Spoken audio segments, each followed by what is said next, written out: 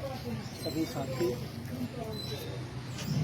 प्रिय विंध्याचल यादव और सभी छात्र, और यहाँ पर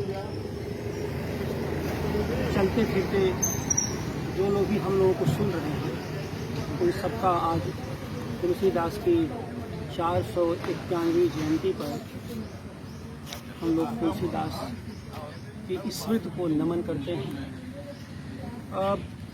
पुलिया प्रसंग में आज जो विषय रखा गया है बातचीत का, उस पर डॉक्टर विंध्याचल यादव ने बहुत सुचिंतित अपनी बात रखी और आप छात्रों ने भी बहुत मन से तुलसीदास के विविध पक्षों को बताया, हमारे सामने रखा। तुलसीदास, एक बात बहुत साफ है कि तुलसीदास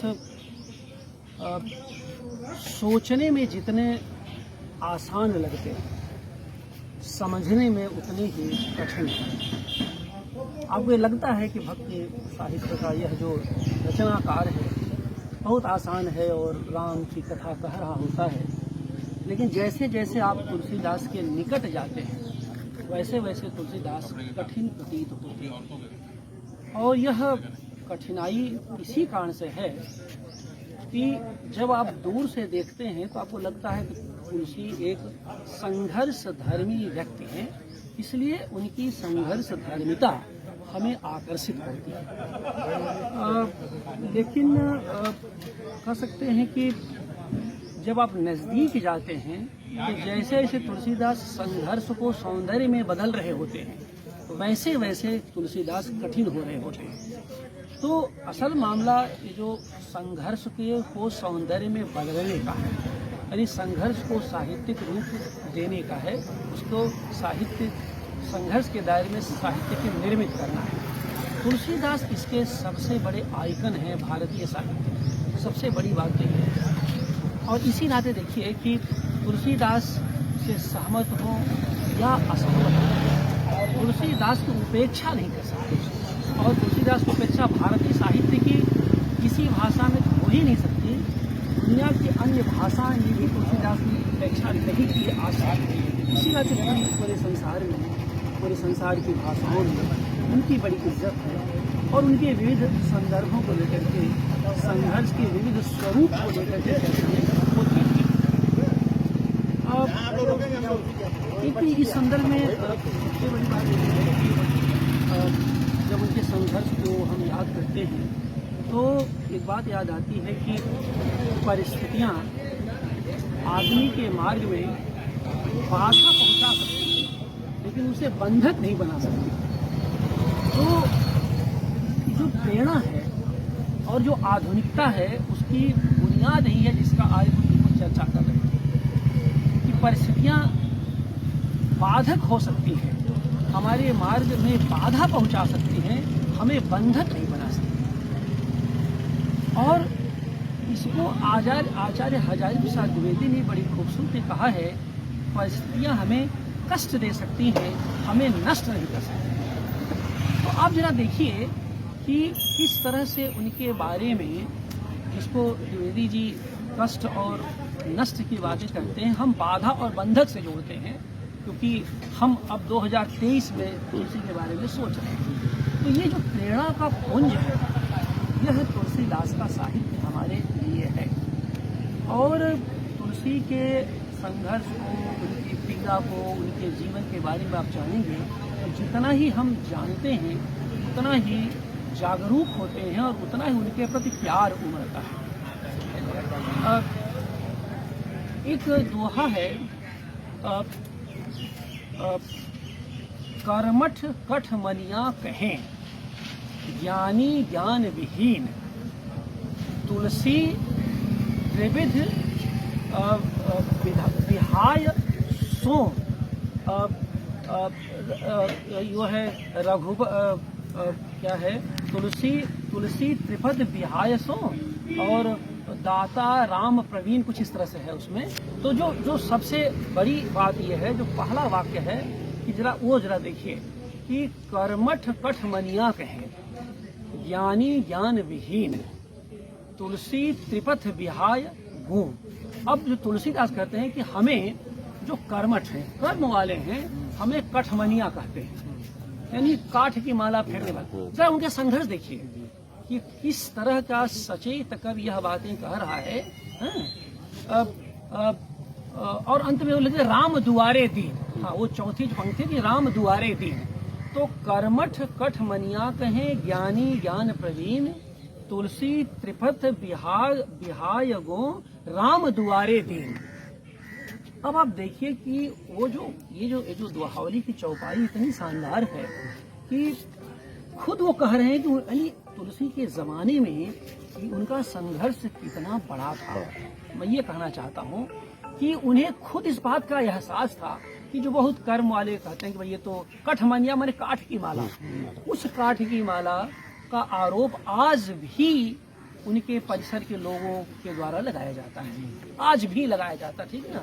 ज्ञानी ज्ञान विहीन, और जो ज्ञानी लोग हैं जो अपने को बहुत ज्ञानी कहते हैं, वो कहते हैं कि ये तुलसी को ज्ञान नहीं है, तुलसी ज्ञान नहीं है। और फिर कहते हैं कि तुलसी त्रिपथ विहार, कहते हैं कि तीनों पक्षों को तुलसी आज छोड़ रहा है, यानी इच्छा, कर्म, ज्ञान और तीसरा पक्ष इच्छा है।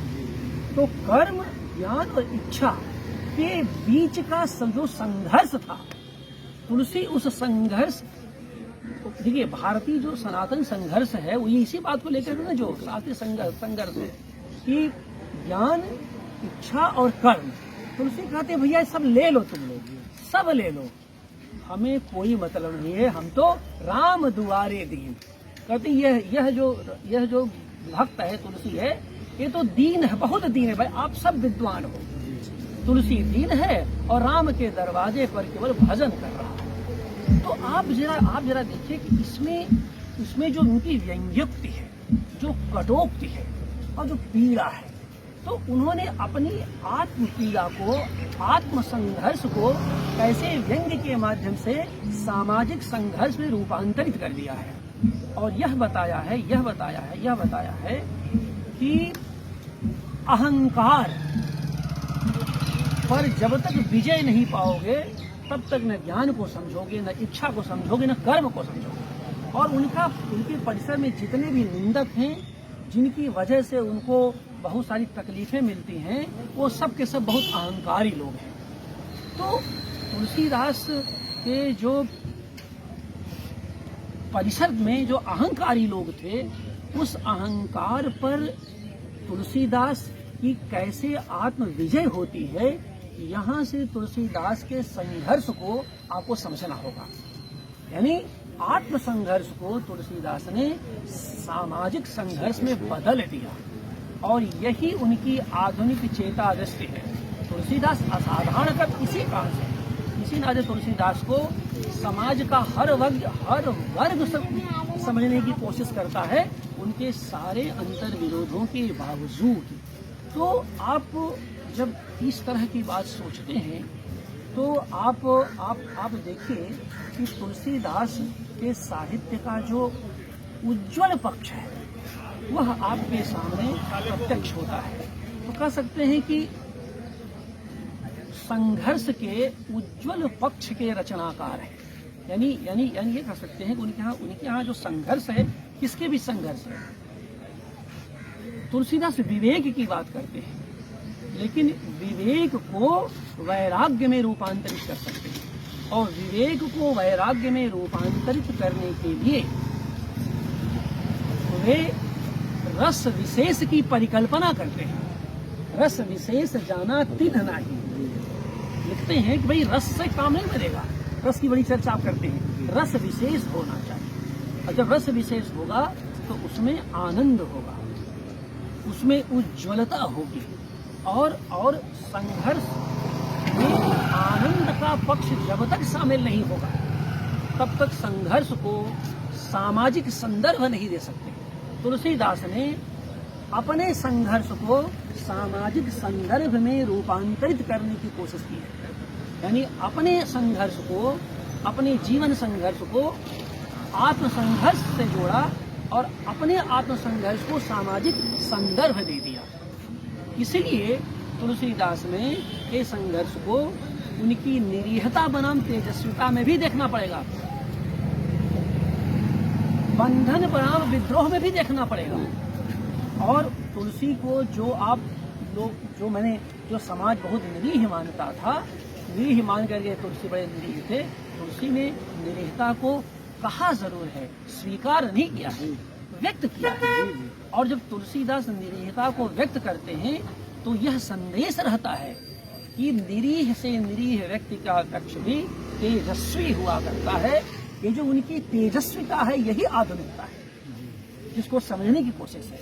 बाकी चीज तो अवान्तर है कि उसमें ये कहा वो कहा, जो समग्रता में जो भाव बोध आता है कि उन्होंने अपनी तेजस्विता को उस जमान, अपनी निरीहता को तेजस्विता की धार से आधुनिक संदर्भ में रूपांतरित करने की कोशिश की है। ये तुलसी का विवेक था। और तुलसी ने विवेक को वैराग्य में क्यों बदला?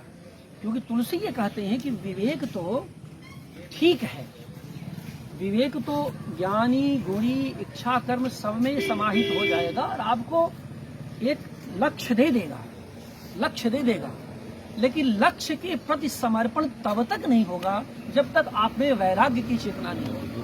तो ये जो लक्ष्य के प्रति जो समर्पण है ये तब तक नहीं होगा जब तक वैराग्य की चेतना नहीं हो सकती। तो कहने का आशय यह है कि ये जो वैराग्य होगा यह लक्ष्य के प्रति मनुष्य को संकल्पवान बनाता है, यानी आपको बता देगा। विवेक का मतलब है भाई चलना है, तुलसी पर बात करनी है और यहाँ बैठना है। और लेकिन वैराग्य तब आएगा जब आपको यहाँ बैठना, वहाँ बैठना, कहाँ बैठना है, इस इच्छा से मुक्त होकर के आप तय कर लेंगे पुलिया पर ही बैठना है। तब ये वैराग्य आ जाएगा। कहने मतलब आप लक्ष्य के प्रति समर्पित हो जाएंगे। विवेक में हो विवेक तो आधुनिक संदर्भ है ही। विवेक तो आत्मावलोचन की प्रक्रिया का मूल बिंदु है और बिल्कुल सही बात है। लेकिन मैं ये कह रहा था, जैसा दीपक कह रहे थे आधुनिकतावाद, तो तुलसी केवल विवेक जनित आधुनिकता पर ही नहीं टिकते दिन भर, तुलसी उसके आगे भी जाते हैं और विवेक को जब वैराग्य में बदल देते हैं तब लगता है कि वो आधुनिकता से भी ज्यादा आधुनिक है। कहना मैं ये चाहता हूँ, जिस पर लोगों का ध्यान कम जाता है। क्योंकि तुलसीदास के जो संदर्भ थे, संघर्ष था, तुलसीदास के का जो संघर्ष है, देखिए वह शास्त्र और काव्य से भी है, भाषा और अभिव्यक्ति से भी है, शब्द और अर्थ से भी। उनकी एक चौपाई है बड़ी मशहूर, आप जानते हैं, कीरत भणित भूति भल सोई, सुरसरि सम सबकर हित होई, राम सुकीरत भनित भदेशा, असमंजस असमोहि अनेसा। केवल आप इसी की दिन भर व्याख्या करिए तो मजा आ जाएगा। अगर इस पर दिन भर मुझे बोलना हो कि भाई मतलब राम सुकीरत भनित भदेशा, राम का कहाँ यश है, इतना महान राम है। असमंजस अस मोहि अदेशा, राम सुकीरत भरित माने काव्य, भदेशा माने भदेश है। माने जो मैं लिख रहा हूँ मैं भदेश हूँ। किस बात की बात कर रहे हैं? लोक भाषा, संस्कृत को चुनौती दिया है, ये उनकी आधुनिकता है।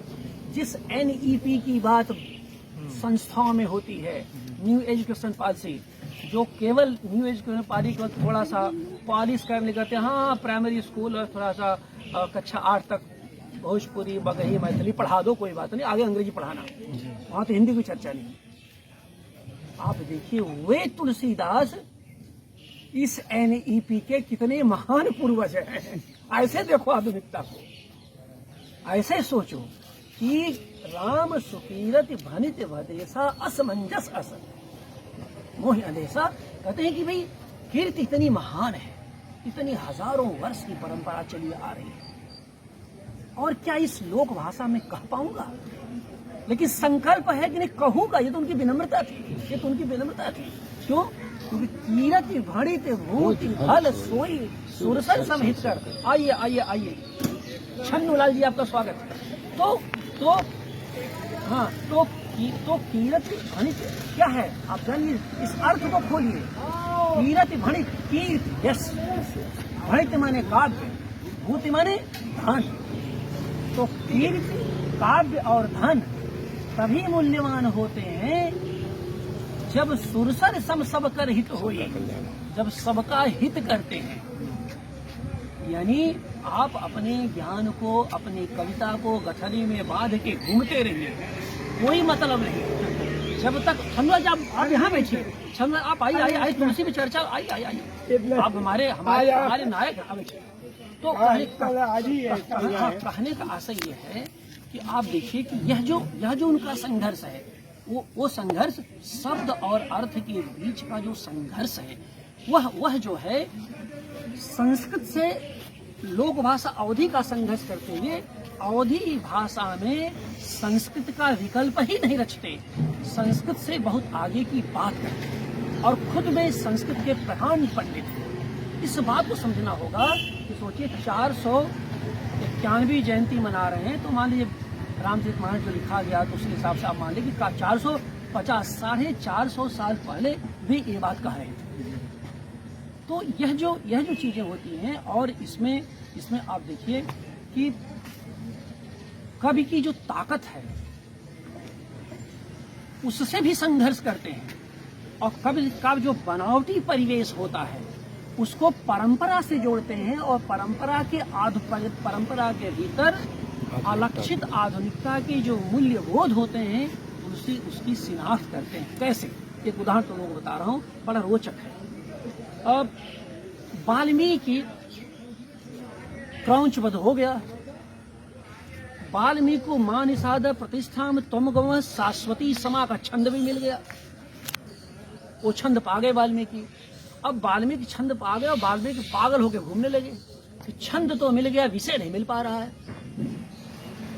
छंद तो मिल गया लेकिन भाई विषय नहीं मिल पा रहा है, और एकदम पागल होकर, जैसे होता है ना कि जब ज्ञानी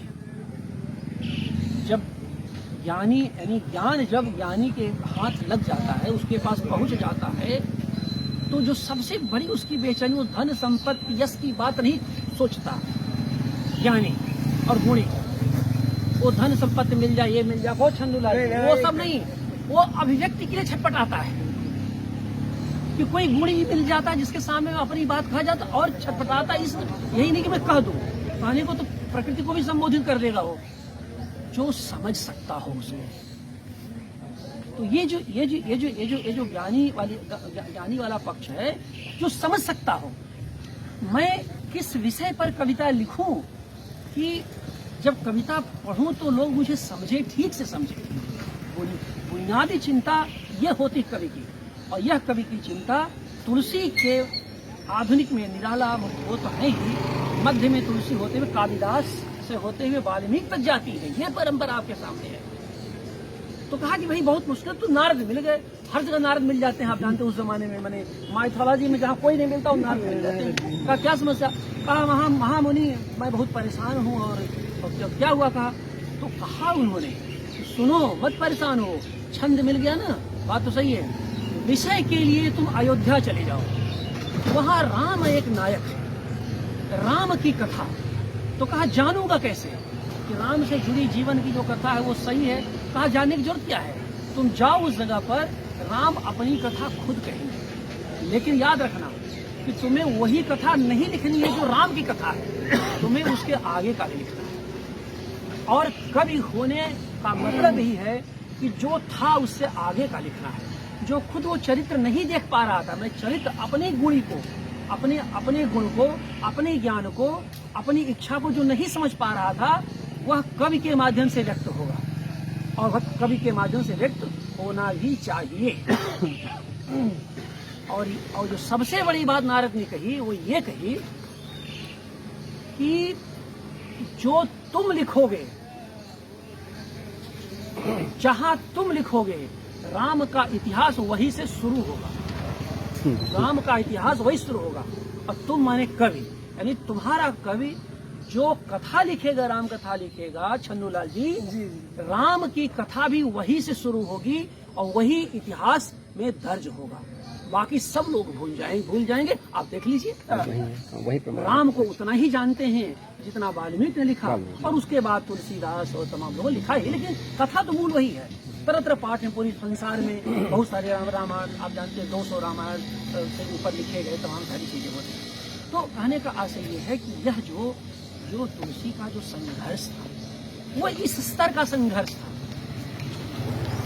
कि भाई हमें कहना तो है, हमें कविता करनी तो है, लेकिन हमें सुरसर सम सबकर ही तो मिलना, इससे बड़ी आधुनिकता क्या हो सकती है।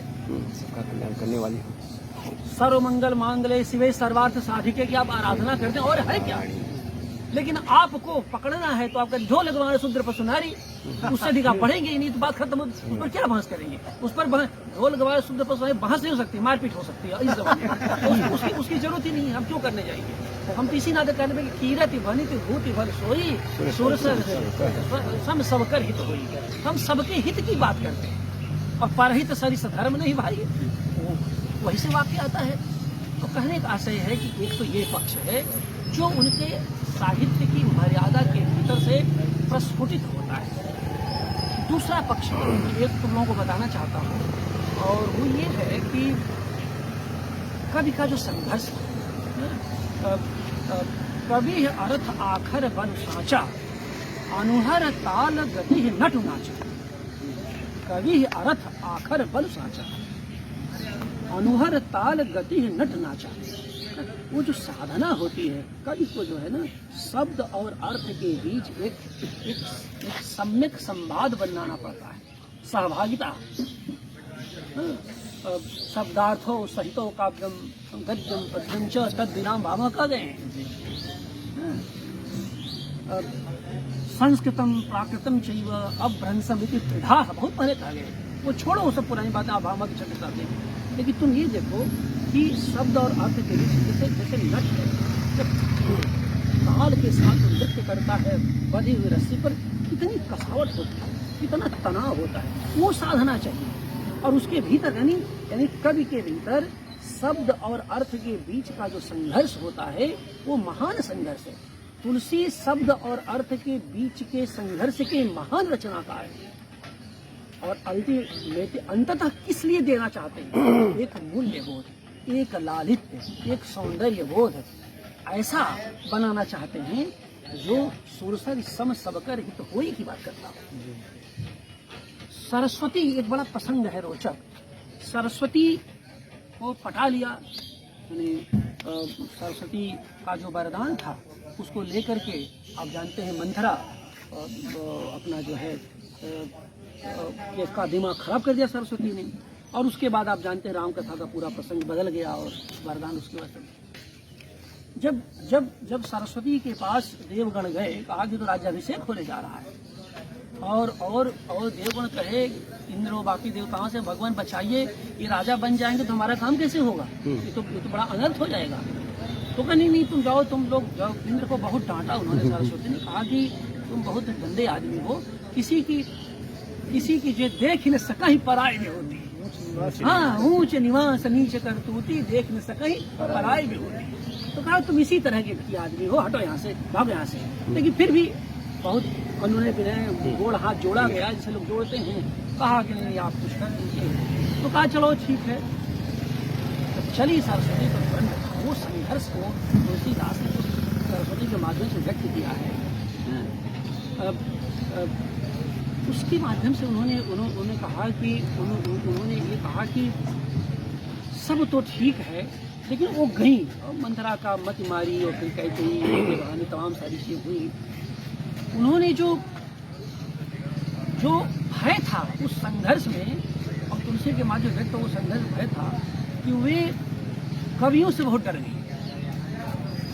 और कवियों से जब डर गई वो, तो कवियों सबसे अधिक उन्होंने कवियों से ही प्रार्थना की कि हे कवियों, इस घटना को जब लिखना तो मेरी मजबूरी को समझना।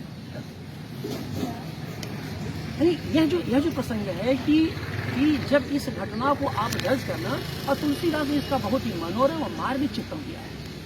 तो कहने का आशय यह है कि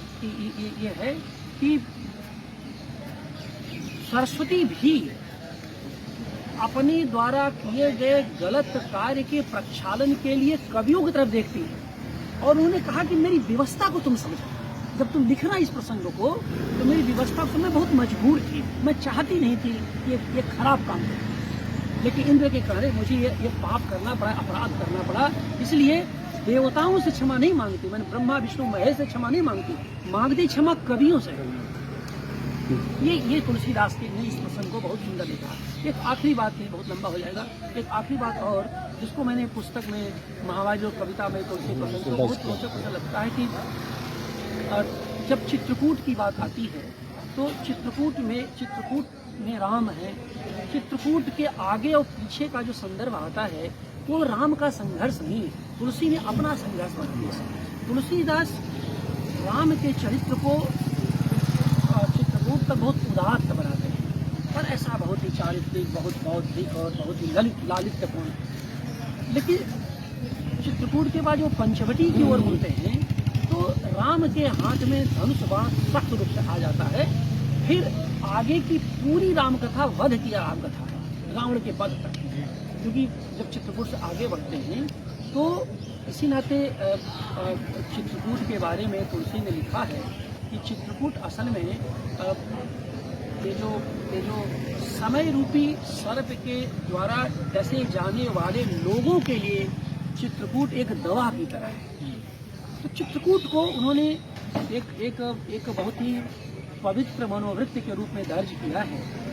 और जब वो प्रसंग आता है कि सीता चरण चोंच हति भागा महामंद मति मूर्ख कागा का जो संदर्भ आता है, तो आप देखिए कि वहाँ से मतलब राम का जो सात्विक मन होता है बड़ा आहत होता है, और राम का जो सात्विक मन आहत होता है तो तुलसीदास का मन भी बहुत आहत होता है, और तुलसीदास फिर मजबूर हो जाते हैं। तुलसीदास फिर धनुष बाण वाले तुलसीदास राम को पसंद करते हैं, लेकिन ये नहीं चाहते कि वो लगातार उनके हाथों बध ही बध होता है, लेकिन वो मजबूर है।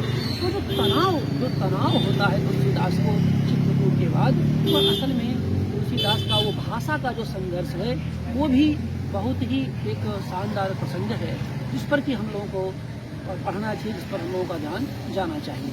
तो इस रूप में अगर आप देखें तो तुलसीदास का जो संघर्ष है वह संघर्ष हमें सामाजिक संघर्ष से जोड़ता है, और हमारे लिए इस नाते मूल्यवान है कि हम परिस्थितियों का दास न बने। परिस्थितियाँ कितनी भी विपरीत हों, हमें उन परिस्थितियों पर विजय पाने की कोशिश करनी चाहिए, यानी विजय की आकांक्षा और सर्वजन हिताय चिंतन, ये दो महत्वपूर्ण तत्व हैं जो तुलसी को महान बनाते हैं, और यही तुलसीदास हमारे लिए प्रेरणा के स्रोत हैं।